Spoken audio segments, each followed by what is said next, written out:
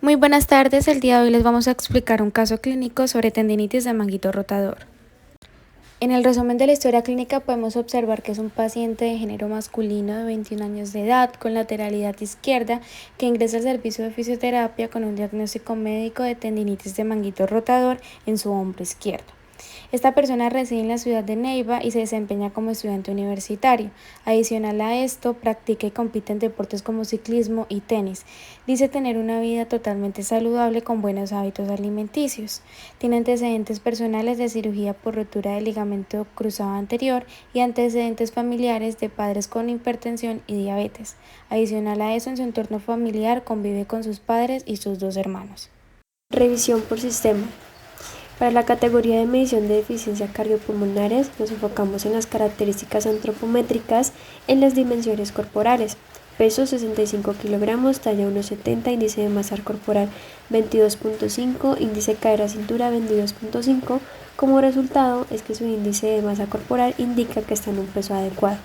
Para el punto de ventilación, respiración e intercambio gaseoso, en mecánica ventilatoria, el patrón respiratorio es de costal posterior, tipo de tórax longilíneo, relación inspiración-expiración 1/2, simetría del tórax, tiene una simetría bilateral. En el apartado neuromuscular, el usuario se encuentra orientado dentro de sus tres esferas, es decir, en espacio, lugar y tiempo, y a la estimación visual no presenta ningún tipo de alteración neurológica. Por otro lado, con relación a lo osteomuscular, el usuario refiere tendinitis del manguito rotador izquierdo. En las categorías de medición de deficiencias osteomusculares en integridad articular y movilidad, deformidades, a la palpación se logra evidenciar la presencia de crepitaciones en la articulación glenohumeral. En cuanto al rango de movimiento, se realizó el examen de movilidad articular donde se evaluaron todos los movimientos del hombro, donde se presentó una disminución de estos, específicamente de la abducción, la aducción horizontal, la rotación interna y externa.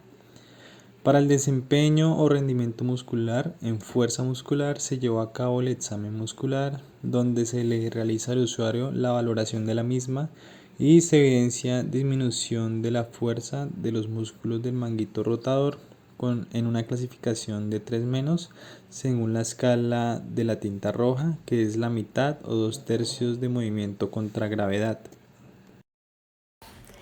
En la evaluación de la flexibilidad se pudo observar que el paciente en los músculos supraespinoso, infraespinoso, subescapular y redondo menor se encuentra con retracciones moderadas, en donde se limita aproximadamente la mitad del arco de movimiento.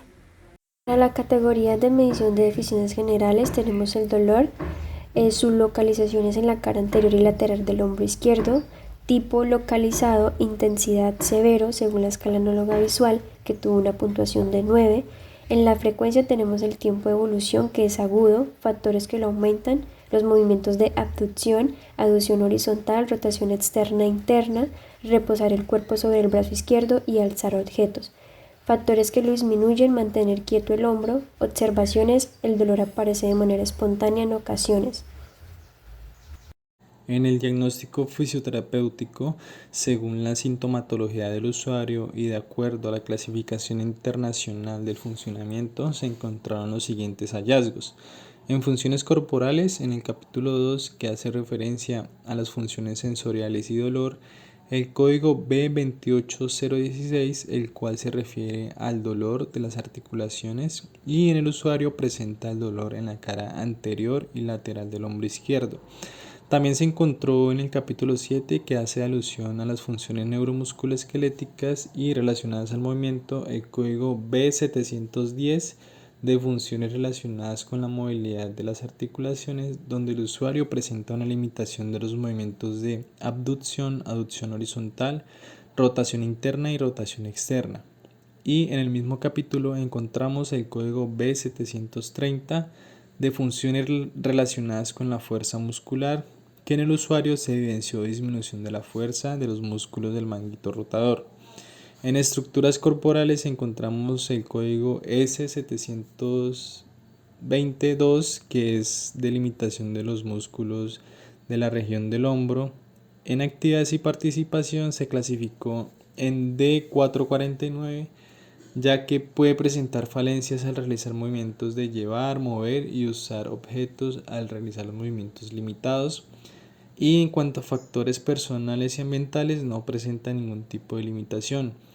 En cuanto a los dominios, se tuvo en cuenta el sistema cardiovascular pulmonar, donde se identifica un patrón A que hace referencia a prevención, y el músculo esquelético con patrón D, ya que se encuentra una deficiencia en la movilidad articular, desempeño muscular y en rango de movimiento. Por último, el diagnóstico fisioterapéutico va a ser un paciente con dominio musculoesquelético con patrón D por tendinitis del manguito rotador que presenta dificultades al realizar las actividades de la vida diaria. Pronóstico fisioterapéutico. De acuerdo al diagnóstico médico de tendinitis de manguito rotador, en su hombro izquierdo se observa un buen pronóstico. Realizará fisioterapia durante un mes inicialmente para ayudar a disminuir el dolor e inflamación implementando técnicas y ejercicio. Se va a destinar un plan de tratamiento a corto, mediano y largo plazo. Plan de cuidado o plan de intervención. En los logros esperados, queremos establecer un tratamiento que promueva la funcionalidad del paciente para que desarrolle con mayor normalidad las actividades de la vida diaria. En logros anticipados estipulamos 6 logros. El primero va a ser disminuir el dolor localizado del manguito rotador con el uso de medios físicos. Adicional a esto, el uso de la masoterapia. En medios físicos podemos encontrar la termoterapia, la crioterapia y la corriente interferencial. El segundo logro va a ser disminuir la inflamación localizada en el tendón del supraespinoso con el uso de medios físicos, como la termoterapia, la crioterapia y la masoterapia mediante la manipulación instrumental. También tenemos ganar los grados de movimiento funcional que permitan el desarrollo de las actividades de la vida diaria del usuario mediante los ejercicios de Codman y ejercicios de estiramiento. También buscamos ganar un nivel de fuerza muscular en el hombro izquierdo para que permita el desarrollo de las actividades de la vida diaria mediante ejercicios isométricos, técnicas de Cavall con diagonales resistidas, con banda elástica. Tenemos también adquirir una flexibilidad funcional en el hombro izquierdo que permita el desarrollo de las actividades de la vida diaria mediante ejercicios de estiramiento. Y por último, prevenir adherencias. Estas adherencias las vamos a prevenir con técnicas de Cyriax y de manipulación instrumental. Para iniciar, usamos la técnica de acariciamiento superficial para ir explorando, reconociendo y desensibilizando todas las zonas donde se realizarán las maniobras siguientes. Seguimos con la técnica de fricción, donde se hizo de manera profunda para abarcar todo el vientre muscular del supraespinoso y deshacer la presencia de posibles puntos gatillo.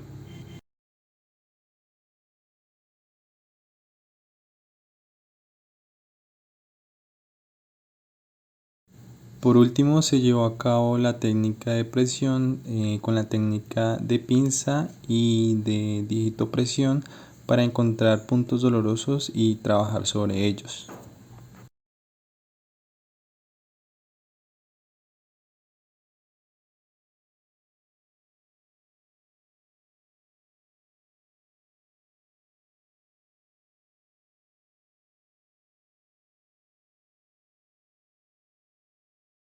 Manipulación instrumental.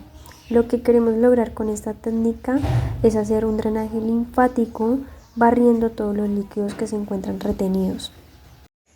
Esta técnica consiste en generar petequias para cuando hay adherencias, entonces lo que hace es romper el tejido y generar uno nuevo. Haremos uso de la técnica de Cyriax durante 10 minutos. Como podemos observar en el video, estamos realizando esta técnica sobre el tendón del supraespinoso. Esta técnica la vamos a hacer con el objetivo de prevenir adherencias, aumentar el aporte sanguíneo y disminuir la inflamación en la zona. Los medios físicos que implementaremos en la rehabilitación del paciente son: termoterapia. Para el calor superficial vamos a utilizar el calor húmedo y para el calor profundo vamos a utilizar el ultrasonido. Con el calor húmedo lo que buscamos es la analgesia, la vasodilatación y el efecto antiinflamatorio. Y con el ultrasonido lo que buscamos es controlar el dolor y disminuir la rigidez articular que posiblemente se pueda presentar por no haber movimiento. Se aplicará crioterapia con bolsas de hielo durante 10 minutos aproximadamente y realizando movimientos circulares en sentido de las manecillas del reloj en el hombro izquierdo. Esto con el fin de disminuir la temperatura y el metabolismo tisular, lo cual viene seguido de una disminución del flujo sanguíneo y disminuyendo así la inflamación y finalmente logrando una disminución del dolor. Y por último haremos uso de la corriente interferencial durante 10 minutos, siendo una corriente de media frecuencia alterna que logrará así una rápida analgesia en nuestro paciente. Ya con esto damos por finalizada nuestra exposición. Muchas gracias.